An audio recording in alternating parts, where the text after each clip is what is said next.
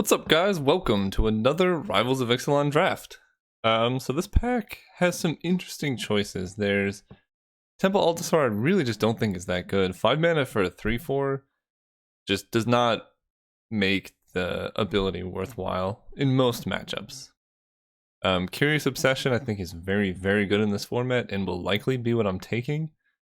Famished Paladin I think is okay. I've kind of come around a little bit on it, just the fact that it's at the very worst a 2 mana 3/3 blocker.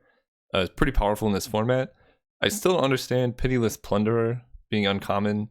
I mean, it's fine in some matchups, especially if you're trying to really dirtle. I think the best decks have Pitiless Plunderer in them. Dinosaur Hunter's a fine 2-drop.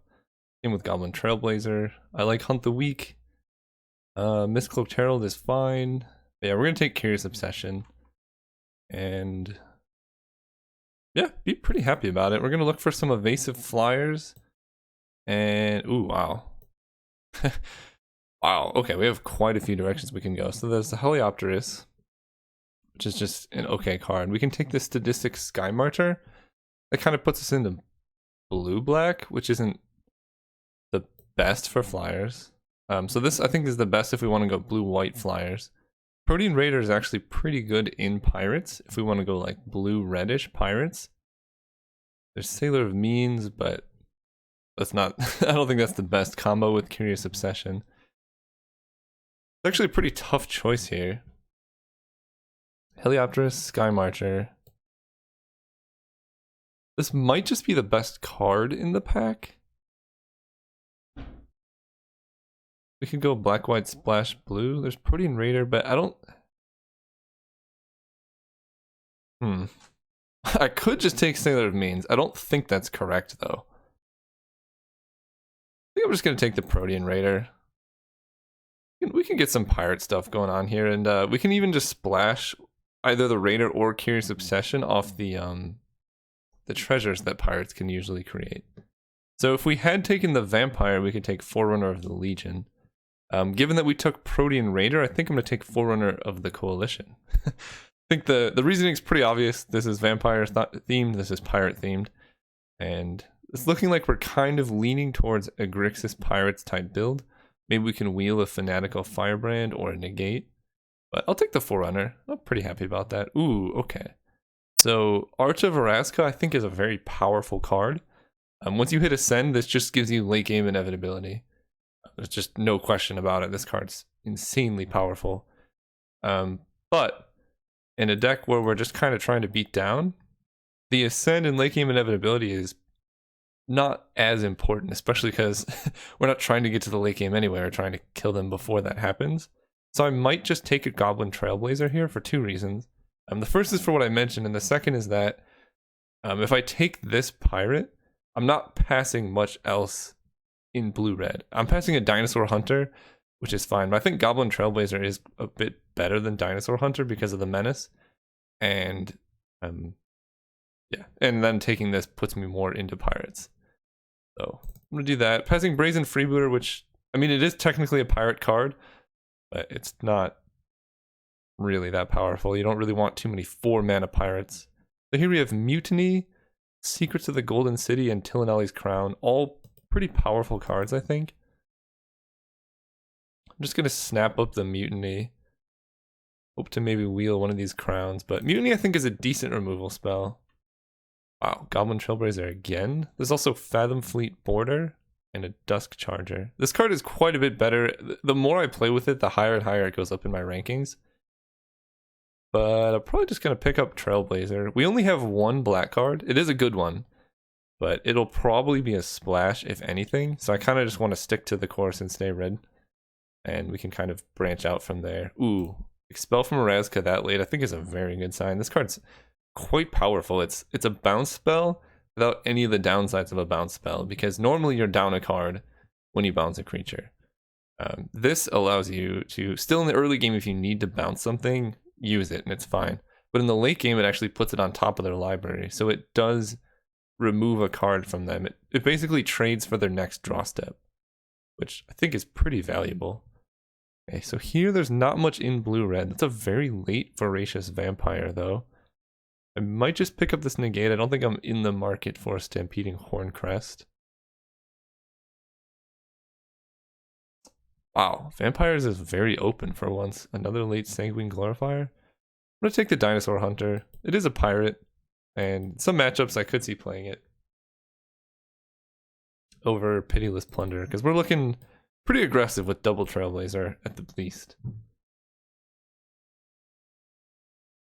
Also with Trailblazer, early tricks like Mutiny or Expel from Orazca to limit them to only one blocker get more and more valuable. So do we want Brazen Freebooter or Tillinelli's Crown? I think I actually want the Crown over the Freebooter. Right now it doesn't go too well with any of our pirates, but I don't really want a 4-mana 3/3 in my deck, if possible, and I think this card has some use cases. Okay, now we can just take the Firebrand over the second Tillinelli's Crown. This card's okay. There's a lot of X1s it trades for, like it can kill a Goblin Trailblazer. So it has its uses, and in the early, like if you play a turn 1, it can get in for 1 or 2 damage as well. You can, is this combat damage? It is combat damage. Never mind. I was going to say you could combo it by Curious Obsessioning up the Fanatical Firebrand, but... do I want a Strider Harness? It's a 3-mana +1/+1 effect, and it does give haste. Let's take the Freebooter.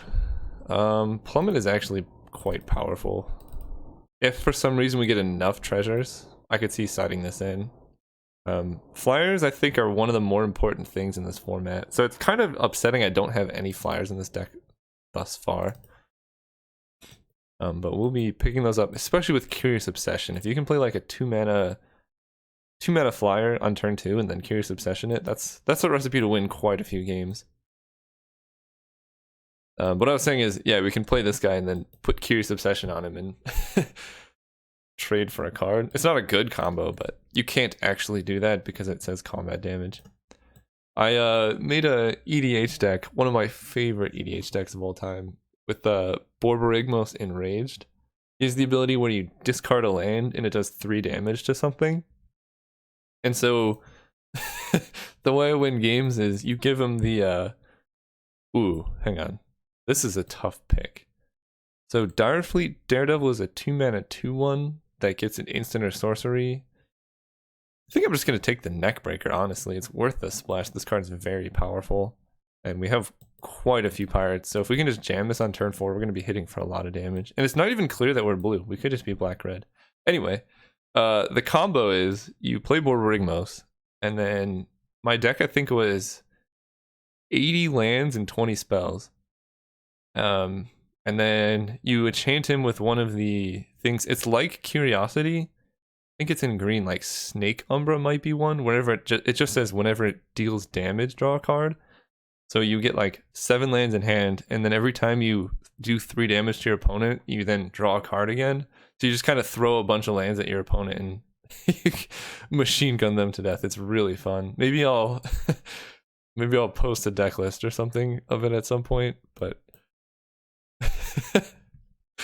I like that deck. Okay, we're gonna take Neckbreaker over the Daredevil. I think this effect is just more powerful, even though one's wow, rare into mythic. So Potley, I don't think is particularly good. So at the very base level, it requires you to be ahead because its +1 does nothing unless you have creatures, and its -1 does nothing unless you have creatures. So it's a 4-mana Planeswalker that is pretty bad unless you have other stuff going on, and I think that's just too much to be asking for. It's just upsetting to open a mythic that is worse than some commons. Yeah, that being said, we have to look at Expel from Orazca, Dinosaur Hunter, Grasping Scoundrel, Secrets of the Golden City. Probably not in for Sunscolored Raptor at this stage.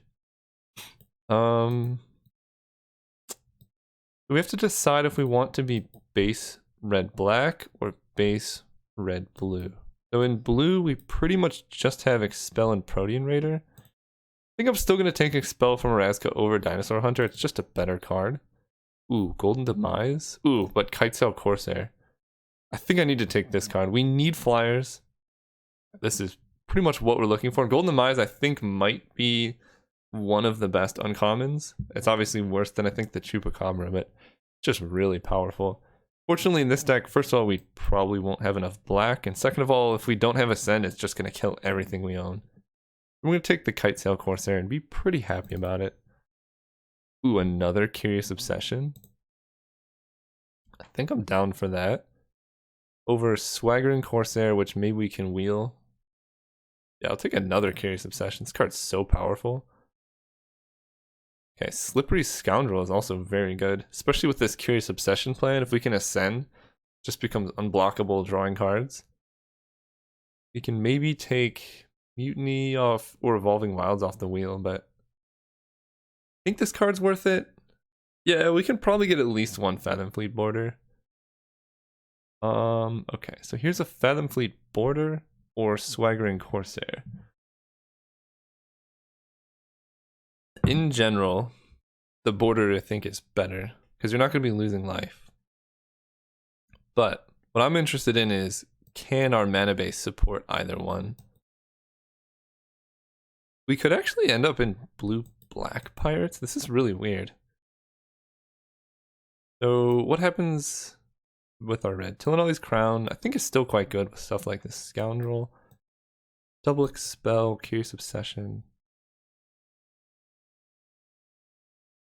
I'm going to take just the more powerful card, I think. Ooh, Stormfleet Swashbuckler. Alright, Pirates seems quite open, and we are in Pirates, so that is a good place to be. I actually would probably play Spirewinder, but pretty hard to pass up the combo of Swashbuckler plus Tillinolly's Crown. Maybe we can just nab up another Trailblazer. Okay, now we can take the Corsair.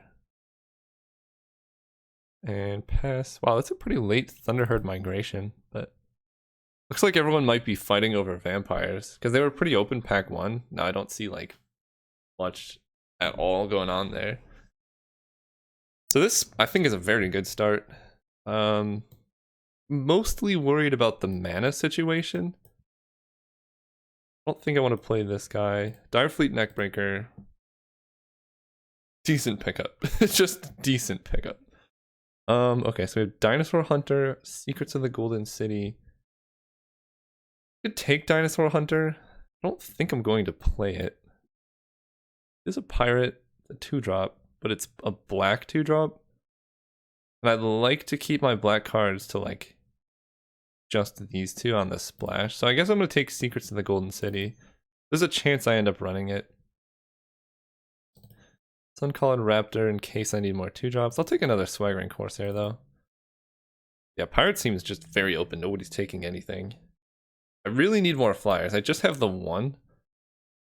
I want stuff to go with Curious Obsession because I don't want to like run out a Trailblazer and then have them get blockers or something like. Wow. Okay. Got a lot of Swaggering Corsairs. I don't know if I'm gonna be playing this card.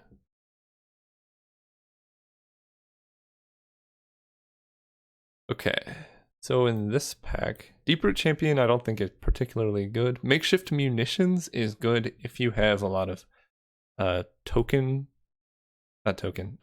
token producers. Stormfleet Spy is a very powerful card. 3 mana, 2/2 that draws a card. Fathomfleet Firebrand is just one of the best 2-drops out there. So I think we just need to decide, do we want a 3-drop that gives us card advantage or just a very aggressive 2-drop? So we can probably replace one of these. Kitesail Corsair. Yeah, this is kind of a tough pick, honestly. So we have, in 2-drops, Triple Trailblazer, Stormfleet Swashbuckler, and Kitesail Corsair. We have one early 1-drop.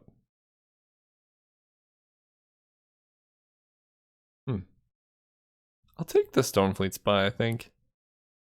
Maybe. Oh, that's tough. I think I'm gonna take this. That could definitely be wrong. Ooh, wow, okay. Direfleet Captain or Deadeye Plunderers. So Deadeye Plunderers is a 5 mana, so it could be a curve topper. Ooh, and Swashbuckling is also a consideration.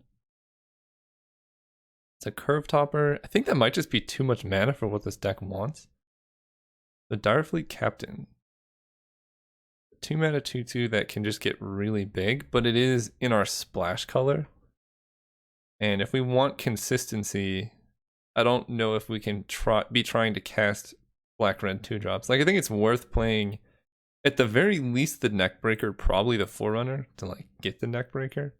I don't know if it's worth playing this over just something great like Swashbuckling. Although we do have 2 Curious Obsession already, I'm going to take the Direfleet Captain. Yeah, I've convinced myself. Okay. There's a Fire Cannon Blast. This deck could... Oh, wait, One with the Wind. Almost missed that. Yeah, One with the Wind is going to be great in this deck. We have some kind of tempo-y removal. Sorry. In double Expel from Araska. I think One with the Wind is just better for this deck. We can really go full Voltron, like Curious Obsession, One with the Wind. Draw a bunch of cards. Okay, wow, another One with the Wind? Sure. I really wish I had picked up a couple more 2-drops like the Firebrand, but we're going flying here. That is for sure. Not too much for us at the moment. I don't think I need Dino Stampede. We already have a bunch of One with the Winds. Thrash of Raptors, maybe? Sure. I don't have any dinos. Ooh, Firebrand came around. I think that's better than Shaper Apprentice. I don't have any Merfolk. Yeah, we're just gonna take the Firebrand. Ooh, Headstrong Brute. One of the most powerful cards in Pirates, I think. It's kind of weird I just saw one now, but this card's very, very good. Swashbuckling? Holy cow. So I want that or a Sun-Crowned Hunters. I'm just gonna take a Swashbuckling, I think. I would have liked to have picked up a couple 1-drop. I have just Fanatical Firebrand at the moment. But honestly, that doesn't even matter. This deck is looking decent. I wish I had a... what is it? It's the 2 mana... gets plus... target creature gets +1/+1 at first strike, or if it's a pirate, they get +1/+1 at double strike. We could just kill them out of nowhere, like Swashbuckling, Tillinelli's Crown on Slippery Scoundrel, double strike. Hit for 1, 2, 3, 4, 5, 6, 7, 14 damage.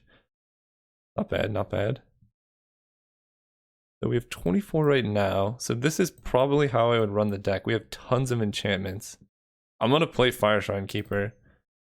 It's a 1 mana 1/1 menace that I can give like Flying with One with the Wind or Curious Obsession early on, which I think is quite good. I honestly don't think I'm going to be playing Direfleet Captain. It's just too hard to cast in this deck.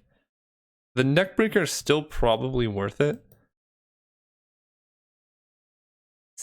Is it though?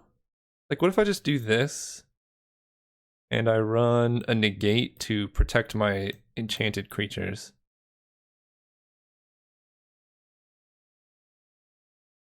I could even run another Swashbuckling. Let's see if I can get another 2-drop. This might just be better.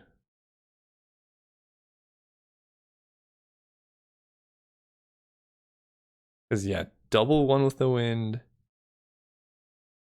There's another Swashbuckling, but I already have 1 in the sideboard. Honestly, Storm Sculptor could be good in this deck. I'm not going to be rummaging goblining, and I don't think I need that many Swashbucklings. I'm going to take the Storm Sculptor. Ooh, Fireshrine Keeper. Perfect. Alright. I think, as weird as it is, I might not be playing the Neckbreaker. I know some people are going to hate. I don't want Blossom Dryad, I guess. There's Ryle. But, like, it is in a 3rd color, and this deck is trying to really just turbo out powerful creatures on turns 2 and 3. Like, the dream scenario is turn 1 Fireshrine Keeper, turn 2 Curious Obsession, and then turn 3, like, One with the Wind or something. I don't see a world where I can afford to play a swamp. This looks like a 15 land deck, to be honest. Do I just want this as a 2-drop?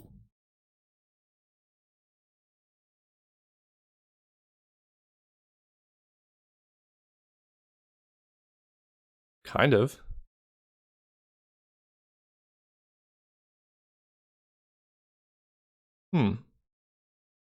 No, maybe I just want this as a 3-drop. Brazen Buccaneer, Swashbuckling. Because let's see. Let's sort by group creatures separately. There we go.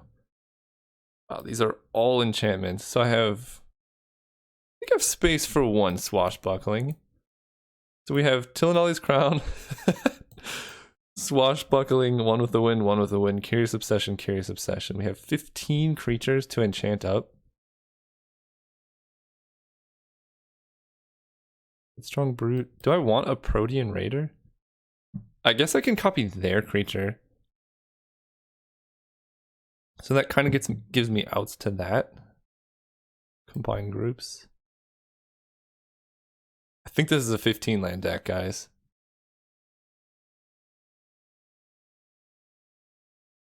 Eight, 7 seems fair to me, because I want to hit red on turn 1 for my Fire Shrine Keepers.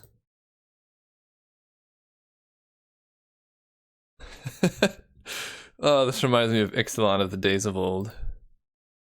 15 lands, hyper aggro, 1-drop into Curious Obsession into game. I think this is actually legit. I think the main deck negate is worth it to just protect myself from a blowout. Although actually maybe I just side it in. What am I putting in instead though? Sea Legs gives them more toughness so they can not die to burn.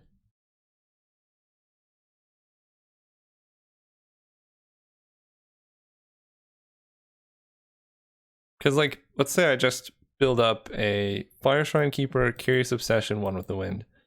Then I can just hold up negate for the rest of the game and just win in like 3 turns. Yeah, we're gonna run it like that. See you guys round 1.